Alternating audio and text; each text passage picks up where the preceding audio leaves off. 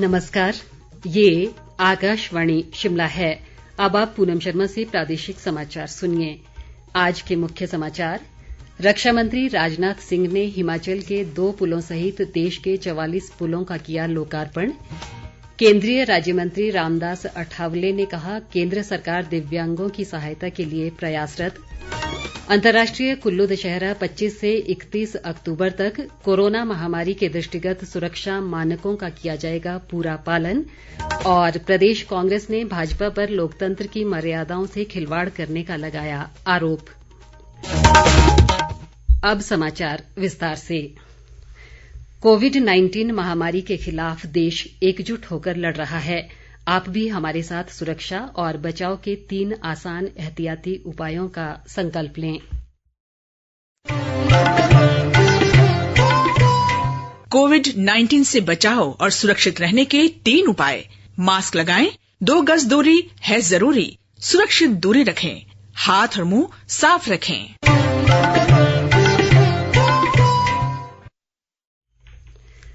रक्षा मंत्री राजनाथ सिंह ने आज नई दिल्ली से वीडियो कॉन्फ्रेंसिंग के माध्यम से देश भर में सीमा सड़क संगठन द्वारा निर्मित 44 स्थायी प्रमुख पुलों को राष्ट्र को समर्पित किया।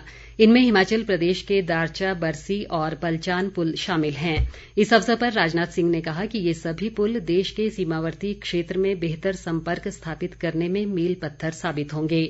मनाली सरचू लेह राजमार्ग पर स्थित दारचा में भागा नदी पर निर्मित 360 मीटर लंबा दारचा बरसी पुल देश का दूसरा सबसे लंबा पुल है। इसका निर्माण 27 करोड़ 25 लाख रुपए की लागत से किया गया है। वहीं 110 मीटर लंबे पलचान पुल का निर्माण कार्य 12 करोड़ 83 लाख रुपए की लागत से किया गया है।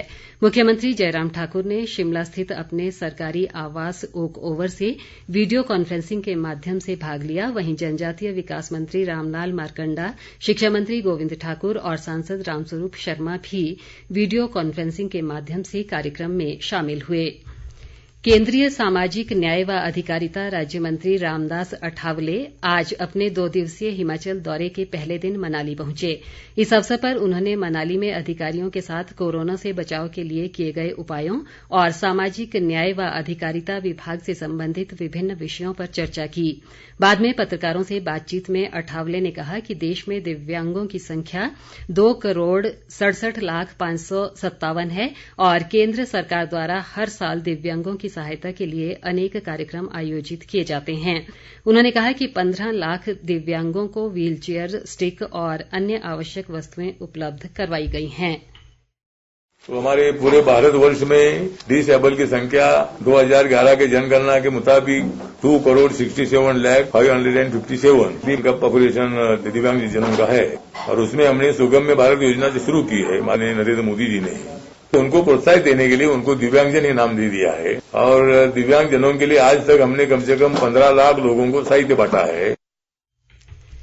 मुख्यमंत्री जयराम ठाकुर की कोरोना टेस्ट रिपोर्ट पॉजिटिव आई है। मुख्यमंत्री ने ट्वीट के माध्यम से खुद के कोरोना पॉजिटिव होने की जानकारी दी है। जयराम ठाकुर ने कहा कि चिकित्सकों की सलाह के अनुसार वे अपने सरकारी आवास में ही आइसोलेट रहेंगे। गौरतलब है कि मुख्यमंत्री कुछ दिन पहले किसी कोरोना पॉजिटिव व्यक्ति के संपर्क में आए थे, जिसके बाद वे पिछले करीब 1 सप्ताह से अपने आवास पर क्वारंटीन थे। इस बीच सांसद रामस्वरूप शर्मा ने कोरोना से बचाव के लिए लोगों से प्रधानमंत्री के जन आंदोलन से जुड़ने की अपील की है। रामस्वरूप शर्मा ने लोगों से सार्वजनिक स्थानों पर सामाजिक दूरी बनाए रखने, मास्क पहनने और स्वच्छता बनाए रखने का आग्रह भी किया है। देश और प्रदेश में कोरोना का खतरा अभी टला नहीं है और ना ही अभी तक इसकी दवाई आई है। इसलिए सतर्क रहें और याद रखें कि जब तक दवाई नहीं तब तक ढिलाई नहीं। हम सब प्रधानमंत्री श्री नरेंद्र मोदी जी के जन आंदोलन में अपना सहयोग दें। आईजीएमसी शिमला की रोगी कल्याण समिति की शासकीय निकाय की बैठक आज स्वास्थ्य मंत्री राजीव सैजल की अध्यक्षता में आयोजित की गई। बैठक में वर्तमान वित्त वर्ष के लिए 69 करोड़ से अधिक का बजट अनुमोदित किया गया। इस अवसर पर राजीव सैजल ने सभी से एकजुट होकर संस्थान की प्रगति और रोगियों के कल्याण व सुविधा के लिए कार्य करने को कहा। प्रदेश में इको टूरिज्म को बढ़ावा देने के लिए हर संभव प्रयास किए जा रहे हैं। ये जानकारी वन मंत्री राकेश पठानिया ने आज धर्मशाला विधानसभा क्षेत्र के काला पुल में 1 करोड़ 66 लाख रुपए की विभिन्न परियोजनाओं की आधारशिला रखने के बाद पत्रकारों को संबोधित करते हुए दी। वन मंत्री ने कहा कि हिमाचल के वन, प्रकृति और वन्य जीव न केवल देश में अपितु विश्व में प्रदेश को एक विशेष स्थान दिलाते हैं और इनका संरक्षण व संवर्धन हर प्रदेशवासी की जिम्मेदारी है। अंतर्राष्ट्रीय कुल्लू दशहरा इस वर्ष 25 से 31 अक्तूबर तक मनाया जाएगा। शिक्षा, भाषा, कला व संस्कृति मंत्री गोविंद ठाकुर ने आज कुल्लू में दशहरा महोत्सव को लेकर आयोजित बैठक में कहा कि कोरोना महामारी को देखते हुए इस बार देवी देवताओं को दशहरे में आने का निमंत्रण नहीं दिया जाएगा। उन्होंने कहा कि दशहरा महोत्सव को सूक्ष्म रूप से आयोजित किया जाएगा और कोरोना को लेकर सरकार द्वारा जारी दिशा निर्देशों का पालन सुनिश्चित किया जाएगा। गोविंद ठाकुर ने कहा कि भगवान रघुनाथ जी की रथ यात्रा में भी केवल 100 लोग ही भाग ले सकेंगे। जो भी एसओपी बनेगा उसके आधार पर हम दशहरे को सूक्ष्म रूप से करने की ओर अग्रसर रहेंगे और जो भी प्रोटोकॉल तय होंगे उन सब के लिए हम लोग आगे बढ़ेंगे। इस बार देवी देवताओं को दशहरा में आने के निमंत्रण नहीं दिया जाएगा और उसमें केवल मात्र यह है कि यदि जिनका पूजा में कोई योगदान रहता है, जो हमारे बोलते घोंडी दौड़ छो, ऐसा जो निशान के साथ जो 4-5 देवी देवता हैं वो उनके घोंडी दौड़ छीते वही आए, ताकि रघुनाथ जी की जो यात्रा है वो हमारी बहुत स्मूथ और बिल्कुल जो सोशल डिस्टेंसिंग के आधार पर जो संख्या निश्चित होगी उसके आधार पर करेंगे। विधानसभा उपाध्यक्ष हंसराज ने आज चंबा स्थित मेडिकल कॉलेज व अस्पताल का निरीक्षण किया और कोरोना महामारी के संबंध में अस्पताल प्रबंधन के साथ एक बैठक की। उन्होंने कहा कि कोविड के दृष्टिगत जिले में स्थिति बेहतर है और टेस्टिंग की प्रतिशतता में चंबा प्रदेश भर में सर्वश्रेष्ठ है।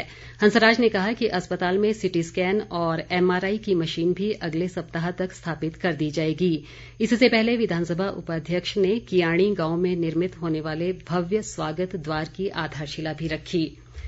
प्रदेश कांग्रेस अध्यक्ष कुलदीप राठौर ने अटल टनल रोहतांग से UPA अध्यक्ष सोनिया गांधी की शिलान्यास पट्टिका गायब होने के संबंध में मुख्यमंत्री और प्रदेश के पुलिस महानिदेशक को एक शिकायत पत्र भेजा है। उन्होंने सरकार से इस मामले की जांच 15 दिनों के भीतर करने और शिलान्यास पट्टिका को पुनर्स्थापित करने की भी मांग की है। इस बीच आज शिमला में पत्रकारों से बातचीत में राठौर ने भाजपा पर लोकतंत्र की मर्यादाओं से खिलवाड़ करने और इतिहास से छेड़छाड़ करने का आरोप लगाया है। उन्होंने कांग्रेस के किसान बचाओ आंदोलन को सफल करार देते हुए कहा कि पार्टी किसानों के साथ खड़ी है और नए कृषि कानून का विरोध जारी रहेगा। प्रदेश में कोरोना संक्रमितों की संख्या बढ़कर 17,455 हो गई है। राज्य में आज अभी तक कोरोना के 47 नए मामलों की पुष्टि हुई है। इनमें लाहौल स्पीति व शिमला जिले से 10-10, हमीरपुर से 7, कुल्लू से 6, चंबा और सोलन से 5-5, कांगड़ा से 2 जबकि किन्नौर व ऊना जिले से 1-1 नया मामला सामने आया है। स्वास्थ्य विभाग द्वारा जारी बुलेटिन के मुताबिक मौजूदा समय में प्रदेश में कोरोना के 2,585 सक्रिय मामले हैं, जबकि 14,599 मरीज अब तक स्वस्थ हो चुके हैं। प्रदेश में कोरोना से अब तक 246 लोगों की मृत्यु हुई है। जोगिंद्रनगर के विधायक प्रकाश राणा ने कहा है कि क्षेत्र की बिहूं पंचायत के लिए 11 करोड़ रुपए की पेयजल योजना स्वीकृत हुई है। बिहूं में आज जन समस्याएं सुनने के बाद लोगों को संबोधित करते हुए उन्होंने कहा कि इस योजना का कार्य जल्द शुरू किया जाएगा। SSB प्रशिक्षित स्वयंसेवी गुरिल्ला संगठन कुल्लू की बैठक आज प्रेम सिंह राणा की अध्यक्षता में हुई। इस दौरान उन्होंने कहा कि यदि केंद्रीय गृह मंत्रालय से आदेश दिए जाएं तो गुरिल्ला स्वयंसेवी देश खासकर हिमाचल की सीमा की सुरक्षा के लिए पूरी तरह तैयार हैं। इसी के साथ ये समाचार बुलेटिन समाप्त हुआ। नमस्कार।